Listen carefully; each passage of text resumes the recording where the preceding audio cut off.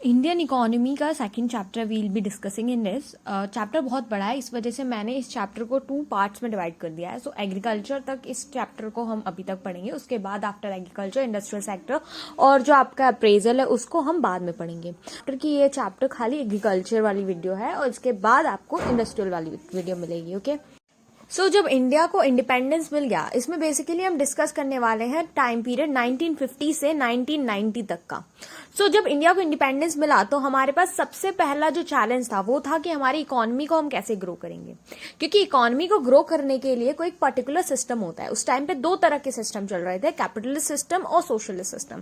Capitalist system जो था वो फर्स्ट वर्ल्ड ऑर्डर का सिस्टम था, जो आपने अपनी पॉलिटिकल साइंस की बुक में, if you are a political science student तो आपने वहां पढ़ा होगा। नहीं हो तो मैं आपको एक दे देती हूँ ब्रीफ, जिसमें आपको 2 तरह के सिस्टम पढ़ने होते हैं कि एक सोशलिस्ट सिस्टम था और एक कैपिटलिस्ट सिस्टम था। कैपिटलिस्ट सिस्टम आज के टाइम पे यूएस में और आज की बहुत ज्यादा इकोनॉमीज में चलता है। इवन चाइना भी जो है वो कैपिटलिस्ट मॉडल पे अपनी इकोनॉमी को ग्रो करता है। Although they claim to be a communist but they are pseudo capitalist as well. We all know कि वो 2 व्हील पर अपनी इकोनॉमी को चला रहे हैं, कि वो कम्युनिस्ट भी रखते हैं और कैपिटलिस्ट वो जो ग्लोबल मार्केट में वो सारी चीजें कर रहे हैं। अब कैपिटलिज्म होता क्या है? जब प्राइवेट इंडिविजुअल्स को हाथ में पैसा दे दिया जाता है कि आपको जो करना है वो आप करिए, आपको गवर्नमेंट की तरफ से कोई रोक टोक नहीं की जाएगी। सोशलिस्ट सिस्टम वहां होता है जहां स्टेट ओनरशिप ऑफ रिसोर्सेज होती है, मतलब सारा जो जितनी भी प्राइवेट प्रॉपर्टी जो आप देख रहे हैं, जैसे आपके नाम पे, आपके पापा के नाम पे आपका कोई घर होगा, आपका बैंक अकाउंट, ऐसी सारी चीजें जो होती हैं वो सारे स्टेट के अंदर होती है। मतलब आपका कुछ भी नहीं है, आप जो काम करेंगे आपको उतना मिल जाएगा उस चीज का। तो ये सोशलिस्ट सिस्टम होता है। तो ये तरह के सिस्टम थे। अब इंडिया कौन सा इकोनॉमिक सिस्टम ले? क्या हम स्टेट ओनरशिप ऑफ रिसोर्सेज रखें या हम प्राइवेट ओनरशिप रखें? तो हमारे उस टाइम पे जब हमारा देश आजाद हुआ, मैंने आपको फर्स्ट वीडियो में भी बताया था कि बहुत ज्यादा गरीबी थी, बहुत बुरी हालत थी हमारी इकोनॉमी की। तो हम सारी चीजें प्राइवेट इंडिविजुअल्स को नहीं दे सकते थे, क्योंकि उनके पास इतनी नॉलेज ही नहीं थी। इलिटरेसी भी आपने देखा कि 15% इलिटरेसी कितनी ज्यादा थी इंडिया में, तो हम नहीं दे सकते थे। इवन दो कि उस टाइम पे बड़े बड़े बिजनेसमैन भी थे। आपने देखा होगा टाटा को, बिरला को, ये सारे बड़े बड़े बिजनेसमैन उस टाइम पे थे। तो हम स्टेट ओनरशिप भी नहीं रख सकते थे, क्योंकि हमें प्राइवेट इंडिविजुअल को भी ग्रो करने का मौका देना है। तो हमने क्या किया कि हमने दोनों का मिडिल पाथ चूज किया और हमने उसको बोला मिक्स मॉडल ऑफ इकोनॉमी। और हमारे जो जवाहरलाल नेहरू, हमारे first prime minister of India, he was also very much associated and वो बहुत ज्यादा पसंद करते थे सोशलिज्म को। लेकिन उन्होंने एग्री किया कि हाँ, क्योंकि उन्हें इंडस्ट्री से भी प्यार था, तो उन्होंने एग्री किया कि हाँ हमारे पास होना चाहिए कैपिटलिस्ट सिस्टम। हैंस तो हमारा प्लानिंग कमीशन बना। हमने इकोनॉमी को ग्रो करने के लिए एक प्लानिंग कमीशन नाम की चीज को बनाया, जिसको 1950 में जवाहरलाल नेहरू के हेडशिप में बनाया गया था। ठीक है। और फर्स्ट इंडस्ट्रियल पॉलिसी, ये क्वेश्चन एमसीक्यू में बन सकता है, तो बहुत इंपॉर्टेंट क्वेश्चन है कि हमारी फर्स्ट इंडस्ट्रियल पॉलिसी 1948 में आई थी एंड 1950s में हमारा हमने क्या किया कि हमने जो, क्योंकि मैंने आपको बताया कि जवाहरलाल नेहरू जी बहुत इंस्पायर्ड थे सोशलिज्म में, तो जो यूएसएसआर, उस टाइम पे यूएसएसआर 15 कंट्रीज का ग्रुप था जिसका हेड था रशिया। तो आज आप रशिया के संदर्भ में आप समझ सकते हैं कि यूएसएसआर क्या था। तो उनसे हमने 5 ईयर प्लान लिया, मतलब कि 5 साल के लिए हम प्लानिंग करते थे कि हमें कौन से सेक्टर पे ज्यादा फोकस करना है और उस पर हम ज्यादा अपना कैपिटल या फिर अपनी जो ह्यूमन पावर है उस पर इंडल्ज करेंगे और वो ग्रो करेंगे। 5 ईयर के लिए हम एक गोल सेट कर देते थे। तो इन प्राइमरी क्या गोल्स थे जब हमने शुरू किया था? तो पहला गोल था हमें मॉडर्नाइजेशन करना है। मतलब हमारे जो एग्रीकल्चर सेक्टर था, हमारी जो इकोनॉमी थी, रेलवे अलावा हमारे पास कुछ इंडस्ट्रियल डेवलपमेंट नहीं था। मतलब आर्टिफिशियल इंटेलिजेंस जैसी चीजें जो आज के टाइम पे हम देखते हैं, ऐसा कुछ नहीं था, नेटवर्क नहीं था। तो हमें इंडिया की इकोनॉमी को बड़ा करना था, इंडस्ट्रियलाइजेशन लाना था, न्यू इक्विपमेंट्स लाने थे। तो सबसे पहला गोल था मॉडर्नाइजेशन का। दूसरा था self reliance. We were very much dependent on the other countries for the food grains, for everything. हम सब कुछ एक्सपोर्ट ओरिएंटेड थे। जस्ट लाइक हमने पहले चैप्टर में पढ़ा था कि हमारी जो इकोनॉमी थी जस्ट रॉ मटेरियल भेज रही थी, हम कोई फिनिश गुड्स नहीं बना रहे थे। तो हम खुद अपना फिनिश गुड्स बना पाए, इसको बोला जाता है self reliance. And then equity, encouraging policies revolving around the food and decent education, health care, ये सारी चीजें हर एक इंडिविजुअल को मिले, क्योंकि बहुत गरीबी थी, बहुत स्टैंडर्ड ऑफ लिविंग बहुत नीचे था लोगों का। तो वो सारी चीजें। अब growth aiming to increase the country's capacity to produce the output of goods and services within the country by either stimulating a large stock of productive capital, मतलब ग्रोथ बेसिकली अपनी कंट्री की इकोनॉमी को बहुत ज्यादा बढ़ाना है, capital लाना है। कैपिटल मतलब कैपिटल आप समझ सकते हैं पैसे के रूप में भी, और इंडस्ट्रीज की अलग अलग वेरिएंट भी होते हैं कैपिटल में, ठीक है। Hence modernisation does not only refer to the new technology but also in the change in social outlook. हमारी जो इंडिया थी उधर बहुत ही ज्यादा पिछड़े वर्ग के लोग रहते थे। I want to say that we did not give any importance to women at that point of time. एक भी औरत ऐसी में अमृत कौर, रॉय कौर जैसी बहुत सारी अच्छी अच्छी महिलाएं लाइक सरोजनी नायडू हो गई, इन सब ने बहुत ज्यादा योगदान दिया। लेकिन बहुत अगर बड़े स्तर पे देखें तो महिलाओं के साथ तुष्टीकरण, दलितों के साथ आप देखिए अनटचेबल, छुआछूत की चीजें हमारे यहाँ होती थी। तो इन सब से पीछा छुड़ाने के लिए हमें मॉडर्नाइजेशन लाना था। तो मॉडर्नाइजेशन खाली टेक्नोलॉजी को इंट्रोड्यूस करवाना नहीं था बट ऑल्सो हमारे जो सोशल आउटलुक था, जिस तरह का हमारा सामाजिककरण था, उसको बदलना भी बहुत आवश्यक था और ये मॉडर्नाइजेशन में आ जाता है। तो मैंने आपको बता दिया bridging gap between the gender inequality जो थी हमारे यहाँ वो हटाना, अनटचेबिलिटी जैसे कंसेप्ट को हटाना एंड यूटिलाइजेशन करना रिसोर्सेज का हर एक इंडिविजुअल के साथ। तो फर्स्ट 5 ईयर प्लान हमारा जो था वो बनाया गया था by Jawaharlal Nehru of course, लेकिन हमारे एक और बहुत इंपॉर्टेंट इकोनॉमिस्ट थे उनके साथ बनाया गया था और उसका जो सबसे पहला एम था वो एग्रीकल्चर पे फोकस करना था, जो कि हम आने वाले चैप्टर में पढ़ने वाले हैं। लेकिन आप ध्यान दीजिए सेकंड 5 ईयर प्लान ने ही इंडिया की जो भी रूप दशा थी वो बिल्कुल बदल के रख दी। सबसे अच्छा ग्रोथ अगर आप देखेंगे उस टाइम के बाद, क्योंकि हमने ग्रोथ का टारगेट रखा था। मैं आपको अभी टेबल भी दिखाऊंगी जिसमें आप देख सकते हैं कि ये टारगेट्स थे जो हमने कंप्लीट करे। तो हर एक मतलब कि एक टारगेट था और जो एक्चुअली हमें मिला GDP I am talking about GDP. So as a student of economics we all know about the GDP जितना भी आप प्रोडक्शन करते हो हमारे तीनों सेक्टर्स में, चाहे एग्रीकल्चर हो गया, आपका प्राइमरी सेक्टर या मैन्युफैक्चरिंग सेक्टर या टर्शरी सेक्टर, तो इन तीनों सेक्टर्स में जितना भी प्रोडक्शन होता है उसका टोटल कॉस्ट का सम हमारा जीडीपी होता है। तो जीडीपी का जो ग्रोथ है वो जो हमने टारगेट रखा है 5 साल में हमें इतने जीडीपी करना है और जो एक्चुअली हमने रियलाइज किया, तो फर्स्ट 5 ईयर प्लान में जितना हमने सोचा था वो उतना टच कर लिया। सेकंड 5 ईयर प्लान में 1-2 पॉइंट ज्यादा किया। तो उसका जो पूरा क्रेडिट जाता है वो जाता है Prashant Chandra Mahalanobis. He is also known as the architect of Indian economy. इन्होंने बहुत ही अच्छा प्लान बनाया था जिससे हमारा जो इकोनॉमिक डेवलपमेंट था वो हुआ। उसके बाद ऑफकोर्स बहुत सारे फेलियर इंडिया ने देखे जस्ट बिकॉज ऑफ वॉर। हम बहुत सारी कंट्रीज के साथ वॉर में गए, पाकिस्तान के साथ हमारी बहुत टाइम वॉर हुई है, ऊपर से चाइना के साथ भी वॉर हो गया था उस टाइम भी। Still we manage to have a stable growth rate. तो वो सारी चीजें जो हमने देखी वो पीसी महालनोबिस से देखी। पीसी महालनोबिस एक बहुत ही जाने माने इकोनॉमिस्ट थे, स्टैटिक्स थे। इन्होंने अपनी इंडिया की book statics, Indian statistic institute किसने स्टैब्लिश करवाया है? इन्होंने स्टैब्लिश करवाया है। बहुत इंपॉर्टेंट क्वेश्चन बन जाता है। इनके बारे में बहुत बड़ी ऑटोबायोग्राफी दे रखी है, इतनी इंपॉर्टेंट। ऑफकोर्स अगर आपको इंटरेस्ट है तो you should read it. He was very inspirable man. But जो मेन है वो मैंने आपको बता दिया। उन्होंने सेकंड 5 ईयर प्लान रखा था, उसको महालनोबिस नेहरू प्लान भी बोला जाता है। और इन्होंने उसमें इंडस्ट्रीज का बहुत सारी चीजें करी थी जो हम आगे वाली वीडियो में पढ़ेंगे। इस चैप्टर में या फिर इस पार्ट में हम बेसिकली फोकस करने वाले हैं एग्रीकल्चर पर। सो एग्रीकल्चर जो था at the time of independence बहुत कम लो प्रोडक्टिविटी थी हमारी। और आपको मैं बता दूं कि पाकिस्तान में बहुत ज्यादा फर्टाइल लैंड चला गया था हमारा। आप देख लो बांग्लादेश, जहां जूट इतना अच्छा प्रोड्यूस होता था, जितना भी अच्छा जूट प्रोड्यूस होता था, हुगली के किनारे जितना भी फर्टाइल लैंड था, बहुत कम हिस्सा बांग्लादेश, बहुत कम हिस्सा वेस्ट बंगाल में रहा था। बाकी सारा आज के टाइम में जो बांग्लादेश है वो पहले ईस्ट पाकिस्तान हुआ करता था, तो ईस्ट पाकिस्तान में चला गया।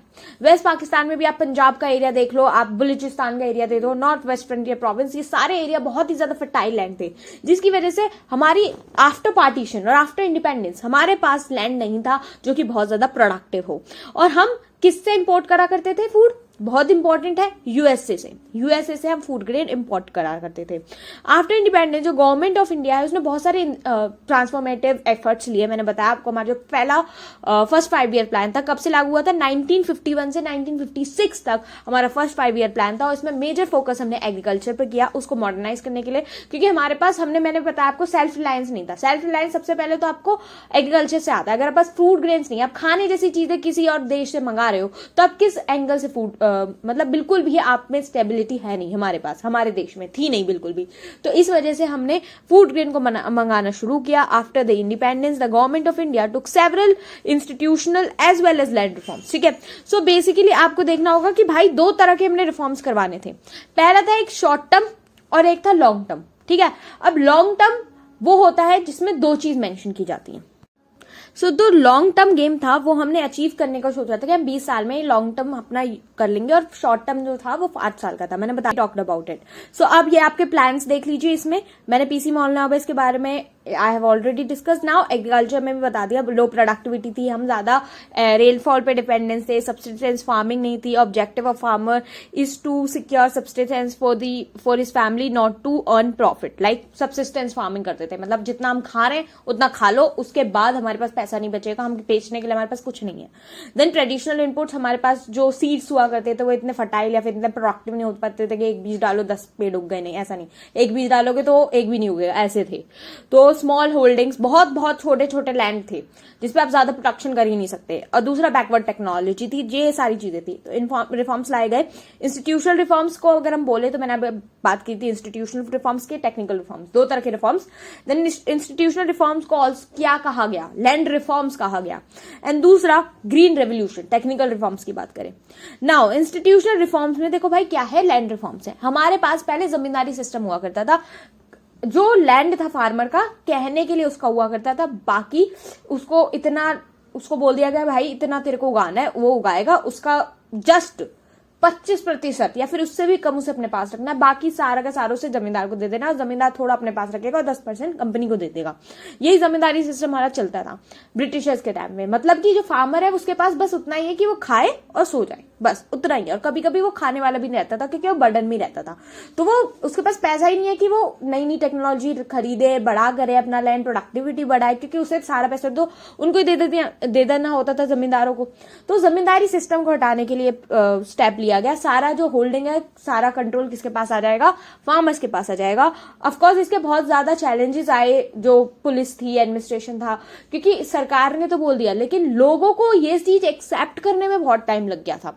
लोगों के भले के लिए ही थी, लेकिन वो जमींदारों को कुछ ऐसा मानते थे कि ये हमारे जन्मदाता हैं, ऐसा कुछ उनका ऑरा था हमारे समाज में, कि अगर कोई समस्या हो गई, शादी के लिए लोन चाहिए या फिर बीमार है कोई, तो किसके पास जाएंगे पैसे लेने, जमींदारों के पास जाएंगे। अब जमींदारों से ही उनका खेत ले लिया तो लोगों के लिए तो अच्छा है, लेकिन ये जमींदारों और उनके बीच का इक्वेशन खराब कर देगा।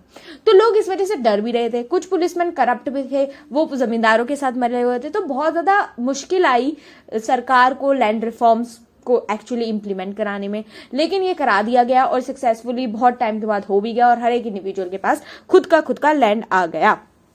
ठीक है, अब वो खुद का लैंड है उनके पास, खुद वो रेगुलेट कर सकते हैं, लैंड सीलिंग हो गई होल्डिंग्स पे, ये सारी चीजें। अब इंस्टीट्यूशनल रिफॉर्म्स बेसिकली क्या हुआ, इसने जो एग्रीकल्चर है इंडिया में उसकी छवि बदल के रख दी। ठीक है, अब देखो लैंड सीलिंग, अब हम इंस्टीट्यूशनल रिफॉर्म्स में बात कर रहे हैं, तो लैंड सीलिंग के बाद में बात करते हैं। It refers to the fixing the maximum size of land which could be owned by an individual. मतलब कि जो जमींदार थे जिनके पास कीले जमीन थी, उसका रोक कर दिया, जिससे ज्यादा लैंड ले ना पाए। क्योंकि क्या कर रहे थे कि जैसे कि सपोज मैं हूं, मेरे पास 10 किले जमीन है, ठीक है, अब सरकार ने कोई लॉ कर दिया तो मैंने अपने रिश्तेदारों के नाम पर अलग अलग जमीन रख दी। अब एक इंडिविजुअल का तो सरकार ने बोला हुआ है ना, अब एक परिवार का तो सेट नहीं किया हुआ कि एक इंडिविजुअल इतना ही लैंड होल्ड कर सकता है, सरकार ने ये बोल दिया। तो उसने क्या किया कि चलो अब मेरे पास नहीं रहा तो मैं अपने वाइफ को दे दूंगा, अपनी फैमिली के किसी भी मेंबर्स को दे दूंगा। तो ये सारे लूप होल्स बहुत निकाल दिए गए। लेकिन मैं आपको लैंड सीलिंग का कंसेप्ट बताती हूँ। लैंड सीलिंग ऐसा कंसेप्ट है कि आप एक मैक्सिमम लैंड अपने पास कितना रख सकते हैं। ठीक है जी, टेक्निकल रिफॉर्म्स और ग्रीन रेवोल्यूशन मैंने आपको बता दिया। ग्रीन रेवोल्यूशन वो आया था जिसमें HYV सीड्स का यूज किया गया। HYV सीड क्या होते हैं, high yielding variety seeds. High yielding variety seeds बहुत ज्यादा इंपॉर्टेंट सीड्स होते हैं, इनमें फर्टिलाइजर, पेस्टिसाइड, इरिगेशन फैसिलिटीज बहुत ज्यादा इंपॉर्टेंट होती है। ठीक है, मतलब कि आप फर्टिलाइजर डालिए और फर्टिलाइजर जो है वो प्रोडक्टिविटी बढ़ा देगा लैंड की। आप सीड ऐसे डालिए कि वो एक बीज से 10 पेड़ उग जाएंगे। और आप पेस्टिसाइड्स का यूज कीजिए जिससे जो पेस्ट वगैरह लग जाता है, कीड़ा लग जाता है, मर जाती है फसल, तो वो हो जाएगी खत्म। और इसके लिए जो सीड्स थे इनको बहुत ज्यादा पानी की जरूरत थी, तो इरिगेशन फैसिलिटीज को इंप्रूव करा गया। इससे क्या हुआ कि बहुत ज्यादा एक्सपेंशन हुआ और हमारा जो एग्रीकल्चर आउटपुट था सेल्फ सब्सिस्टेंस से हम बफर स्टॉक की तरफ बढ़ गया। आज के टाइम में इंडिया में बहुत अनाज पड़ा है, गल रहा है, सड़ रहा है, लेकिन है अनाज, हमारे पास बहुत अनाज है और इसका बहुत क्रेडिट जाता है हमारा ग्रीन रेवोल्यूशन को। और सबसे ज्यादा सक्सेसफुल हुआ था पंजाब, हरियाणा और वेस्टर्न यूपी के एरिया में। भाई ये चीज तो तुम रट लो, तुम कहीं भी इकोनॉमी या फिर यूपीएससी कहीं भी जाओगे ना, ये चीज बहुत इंपॉर्टेंट हो जाती है। ये ग्रीन रेवोल्यूशन कहाँ सक्सेसफुल हुआ, पंजाब, हरियाणा और वेस्टर्न यूपी। ये चीज बहुत बहुत बहुत बहुत जरूरी है, इसको रट लो, ठीक है। फीचर्स मैंने आपको बता दिए, रीड कर लेना आप। Achievements of the green revolution, achievements क्या हुई ग्रीन रेवोल्यूशन में? भाई देखो, प्रोडक्शन मैंने बता दिया आपको, बहुत ज्यादा हो गया था, इनकम बढ़ जाएगी, प्रोडक्शन बढ़ेगा, लोग ज्यादा फसल उगाएंगे, ज्यादा बेचेंगे, ज्यादा पैसा आएगा। कमर्शियल फार्मिंग, अब क्या हुआ कि ग्रीन रेवोल्यूशन से लोगों के पास लैंड बढ़ने लगा, ठीक है, फसल बनने लगी, लैंड खरीद के बड़ा बड़ा लैंड लेने लगे। अब वो लोग सब्सिस्टेंस फार्मिंग जो करते थे, अब वो कमर्शियल फार्मिंग करने लगे, जैसे लाइक इंडिगो जो पहले ब्रिटिशर्स उगाते थे, अब हम बनाना उगाने लगे, कैश्यू उगाने लगे, शुगर केन उगाने लगे। क्या होती है? कमर्शियल क्रॉप, इनकी मार्केट वैल्यू होती है, ये जब बिकते हैं तो इनसे प्रोडक्ट बनते हैं और प्रोडक्ट से वो उनका मैन्युफैक्चरिंग होता है और ऑफकोर्स ये कमर्शियल क्रॉप होती है, इनकी महंगी, ये बिकती भी महंगी है और इनकी वैल्यू भी ज्यादा। बता देती हूँ फीचर्स क्या थे ग्रीन रेवोल्यूशन के। Restricted to limited crops and areas, मैंने बता दिया। रिस्ट्रिक्टेड कहाँ थे? 2 एरिया तक, हरियाणा, पंजाब, वेस्टर्न यूपी, थोड़ा बहुत आंध्र प्रदेश। लैंड रिफॉर्म्स को नेग्लेक्ट कर दिया इसने, इस पे ज्यादा ध्यान नहीं दिया था लैंड रिफॉर्म्स का। एम्प्लॉयमेंट में rise in unemployment and ecological degradation. अब देखो इकोलॉजिकल डिग्रेडेशन कैसे होगा? जब भी आप कोई भी टेक्नोलॉजी यूज करते हो ना, तो आपको वो फार्मर फ्रेंडली टेक्नोलॉजी यूज करनी चाहिए। लेकिन ये जो ग्रीन रेवोल्यूशन की टेक्नोलॉजी थी, ऑफकोर्स एग्रीड कि इसने बहुत ज्यादा बढ़ा दिया प्रोडक्शन, बट इसने बहुत बहुत नुकसान किया हमारी जो सॉइल की फर्टिलिटी होती है। नेचुरल फर्टिलिटी अलग चीज होती है, लेकिन इसने आर्टिफिशियली चीजों को बढ़ाया, जिससे क्या हुआ कि जो एक्चुअल ग्रोथ होती है प्लांट की, वो नहीं बढ़ी।